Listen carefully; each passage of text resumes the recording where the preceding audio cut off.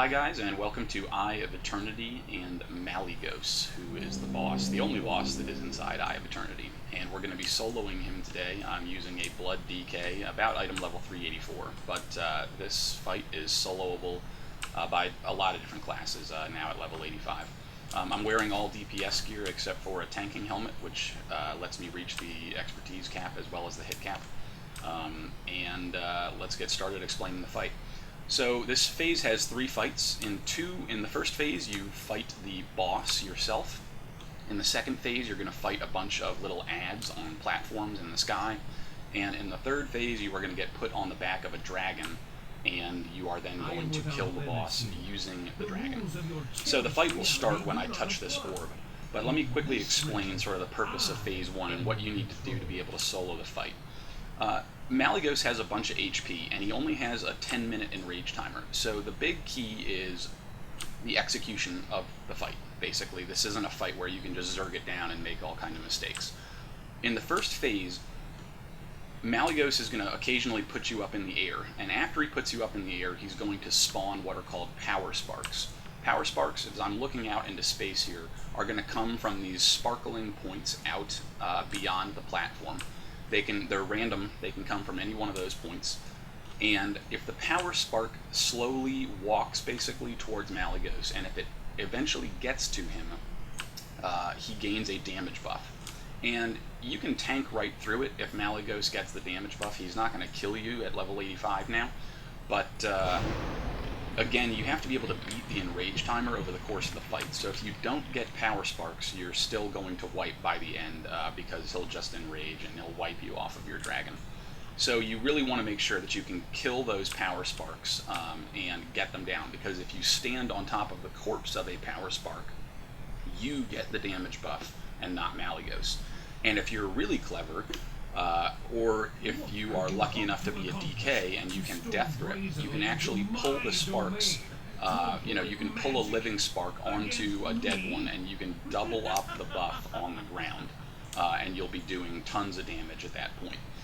So that's like that's a really great way to push it to phase 2 very quickly if you can do that.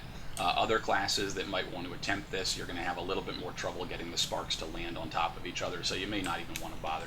And you actually don't need a double spark in order to beat the enrage timer. So you can see my buffs here. Let's see. I have Mighty Speed and Prismatic Elixir.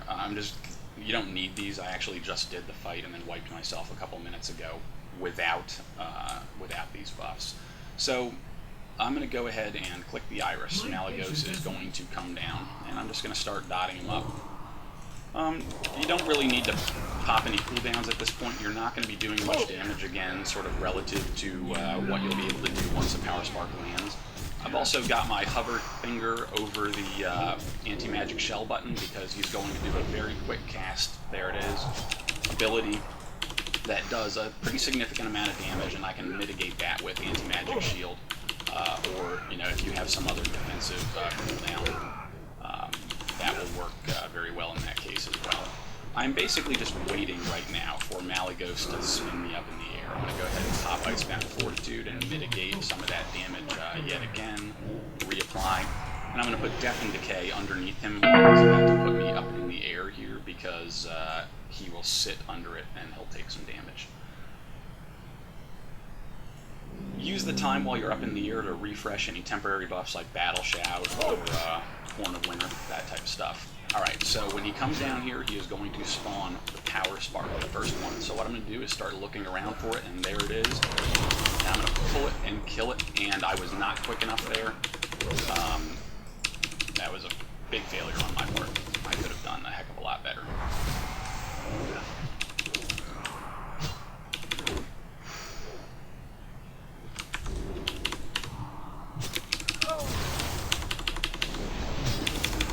Alright, so now I've got a power spark down in front of him, and this is going to be the only one that I get to stand in until he sends me back up in the air yet again. So I'm just going to be sitting here doing my damage.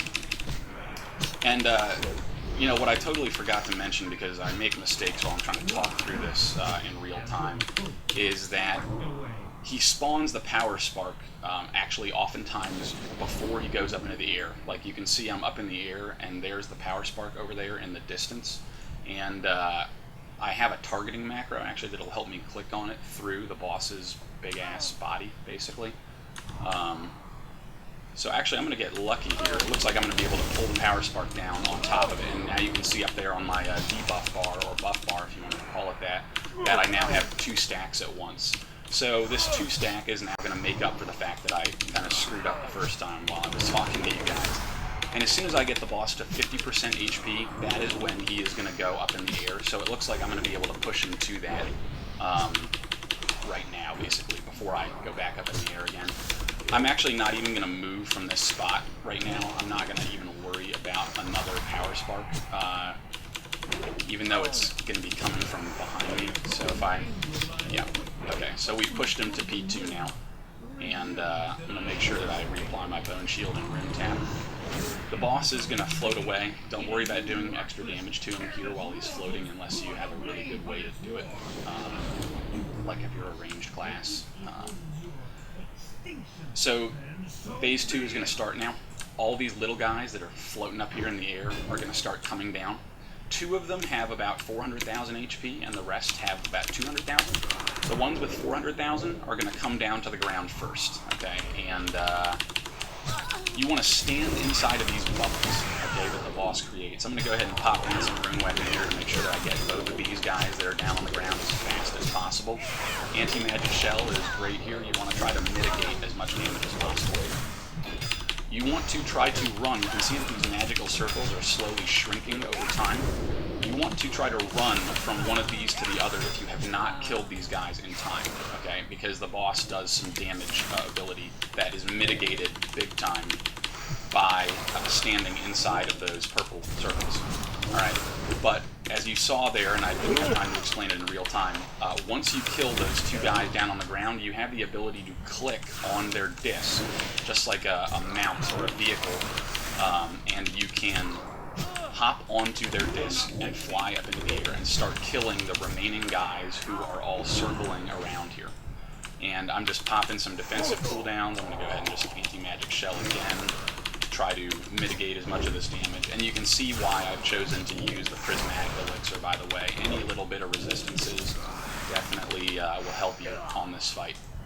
Now, here comes phase 3. As soon as I kill this last guy, I'm going to get fallen down onto the platform, and then I'm going to appear on my dragon. And this is what's super important. This is the single coming up most important phase of the fight. You cannot mess this phase up. If you do, you will wipe. I'm going to get put on the back of a dragon, and the dragon has a couple abilities, and the only ones that you need to worry about are 1, 2, and 3. Don't use anything else during the fight. As soon as I land on the dragon, I'm going to start casting number 3, which is the self-heal, okay, for the dragon.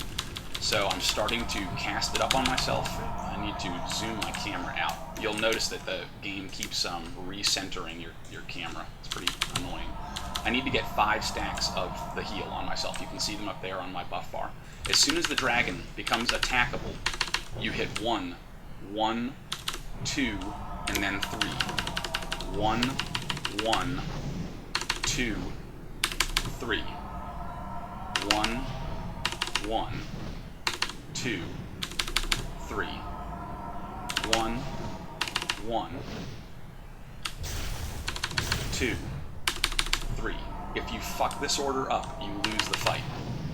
1, 2, 3, and I apologize if I'm boring you guys while I'm saying it out loud, but I really don't want to mess it up. 2, 3, 1, 1, 2, 3. Now let me explain the other thing that I'm doing here. You can see those sparks of crazy crap that are going out there on the ground, or I'm sorry, floating in the air. You'll watch one of them come from the boss, okay, and you need to move, there it is, away from it. If you stand in that, you die, okay? Now look up here in the upper left corner of the screen on Malygos's bar. You can see that I'm slowly stacking up the debuff on him. 1, 1. There comes the spark. 2, 3, 1, 1, 2, 3, 1, 1, 2, 3, 1, 1, 2, 3. Again, moving to avoid that static discharge. 1, 1,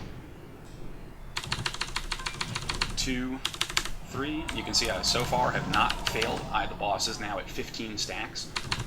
If you somehow screw this order up, the 1, 1, 2, 3, you will drop your stacks on the boss and you lose the fight. The damage debuff that I'm putting on him stacks up, and it becomes really significant once you start getting towards 15 to 20 stacks, and that's how you beat the boss. You simply cannot make a mistake with the 1, 1, 2, 3 order. And it'll just take probably a little bit of practice to get it right. I'm up to 19 stacks. The boss will be dying pretty soon here. 2, 3, I'm moving. 1, 1, 2, 3. The boss is at 21 stacks. 1, 1, 2, 3. 22 stacks. 1, 1, 2, 3. 1, 1,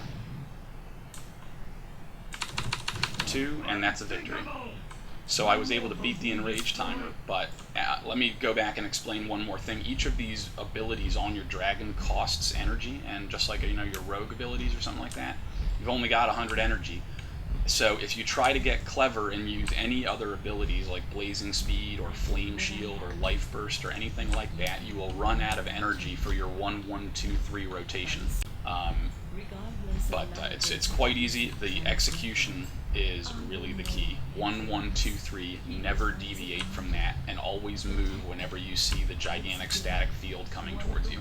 So I hope you guys enjoyed this video. Thanks for all the feedback to everybody on Reddit who left comments and asked questions, and on to the next dungeon. I'll see you guys there.